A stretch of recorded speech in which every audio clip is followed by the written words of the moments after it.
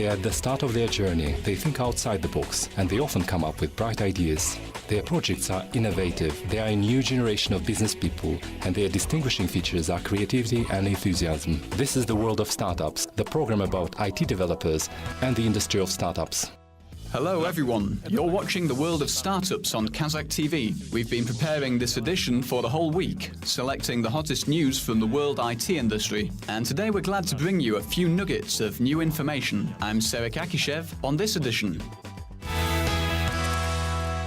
How you can travel around your city or country without spending much money. Ride-sharing or searching for fellow travelers is a good option. What are the advantages and drawbacks of this popular trend? Creativity as a tool in business competition. Experts at the Online Advertising Conference discussed the instruments of the online promotion of products and services. Today we talk about how to travel in your car without spending much for petrol, or at least how to economize substantially. The solution may be ride-sharing, but first of all, let's define the term. Ride-sharing or carpooling is searching for fellow travelers by means of special online services for sharing your private car with a passenger who will cover half the price of the fuel. The more passengers the driver has, the cheaper it is to travel in the car. Apart from that, the users of the service enjoy the option of selecting the routes that will suit both the driver and the passenger, both within one city or town and outside it.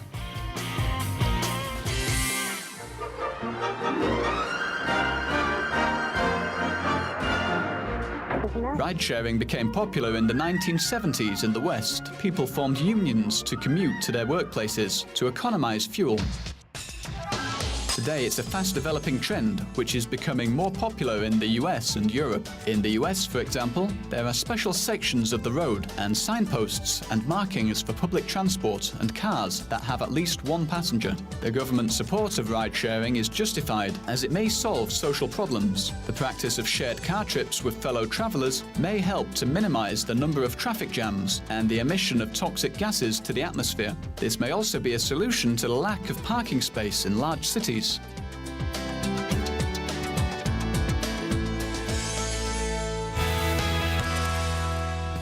Now, let's have a look at the most popular ride-sharing services in the world and in which countries they're used most often.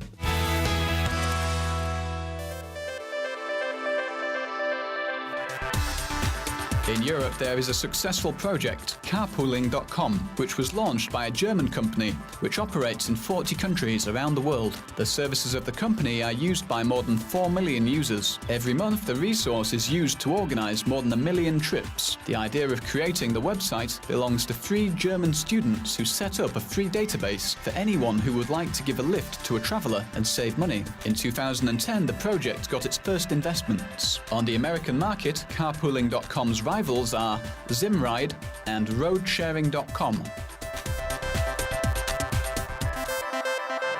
Another popular service of searching for fellow travelers, BlaBlaCar, appeared in Paris 8 years ago. It's a website designed to help city commuters find someone who would give them a lift. Today, the resource is operating in 12 different countries. In Kazakhstan, the analogous service Tezway.kz was set up in May this year, mostly as a social project which was designed to tackle some social problems. The number of registered owners in the Almaty region has exceeded 1 million. Most of the car owners commute from home to work and back, and if even part of them gave a lift to fellow commuters in rush hours, this would allow the traffic to be less heavy. It would also solve the problem of overcrowded public transport. То есть сейчас ездить на автобусе, как я делал до недавнего времени. Traveling by bus, which I did until recently, is extremely inconvenient, especially early in the morning. The buses are crowded and it gets hot and stuffy inside. This annoys the passengers. Although the bus fares are a lot cheaper compared to the public transport systems in European and North American countries, our buses are extremely uncomfortable. Но это у нас менее комфортно. Tezway has been designed for commuters who would like to be given a lift on their daily trips from home to work and back, as well as for private car owners who are ready to help the former for a relatively small fare. There are some car drivers who don't mind giving the commuters a lift for free. Мне хотелось найти интересную I wanted компанию. to find a fellow commuter to accompany me on my daily trips, to work to make it more interesting. I commute to work alone, driving a car. I was bored and decided to find passengers on my way to work who would make interesting company. Now, Tezway.kz has about 1,600 registered users. The registration process doesn't take long. You just need to enter your email address or go to the website through your personal account on vk.com or Facebook. After registration, users may use the service in different ways. Private car drivers may post their route with the startup point of the trip, the time and the cost of the trip for the fellow commuter, and even the car make. The would-be passenger may post their desired route. The most important advantage of this website is that I can track my fellow commuter and be in the right place at the right time, thanks to GPS, where I'm picked up.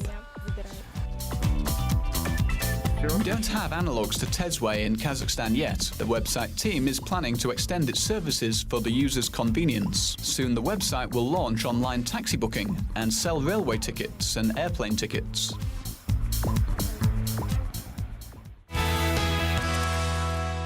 The Kazakhstani online market is at a dynamic stage of growth now. This process has not only obvious benefits for the country's internet business, but also potential threats. Some large and aggressive foreign companies are entering our market. At the online advertising conference that was recently held in Almaty, consultants suggested how to become leaders in the business sector and how to hold down the positions. Find out more in our special report. The Kazakhstani e-commerce market is experiencing a boom. While in 2013 the total revenue grew to $300 million, in 2014 this amount doubled. Member of the Internet Business Association, Konstantin Gorozankin, says that the dynamic growth can be observed in other Central Asian states as well. However, the expert warns that Kazakhstani entrepreneurs don't seem to be rushing to occupy the vacant niches on the market, and that the market is attracting Ukrainian and Belarusian developers.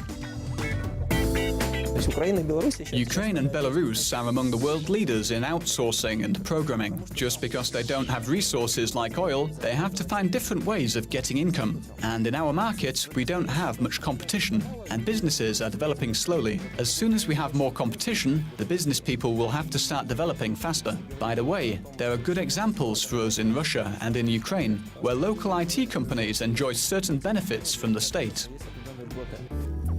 Alexei Lihas set up an online ticket sales company without government support. A few years ago, he participated in the iStartup Acceleration Program and won in the KZ Start competition. This allowed him to train in Silicon Valley. Today, his project is one of the most successful projects in Kazakhstan, with a total revenue of $900,000.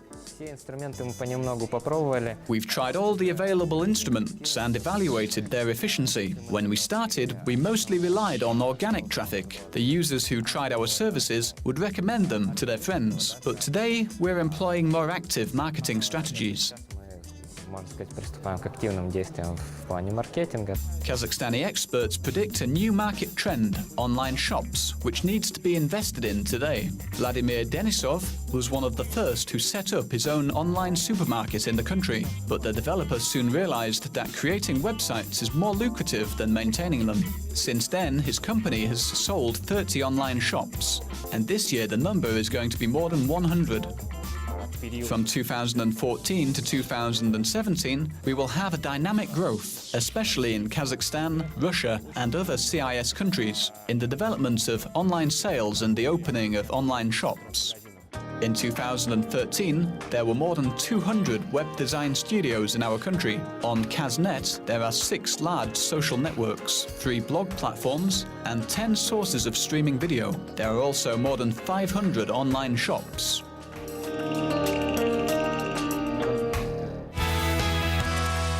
Today's edition has been about ride-sharing and a review of significant IT events in Kazakhstan. To find out about the themes of the upcoming editions, follow us on vk.com and Facebook. I'm Serik Akishev. See you next time on Kazakh TV.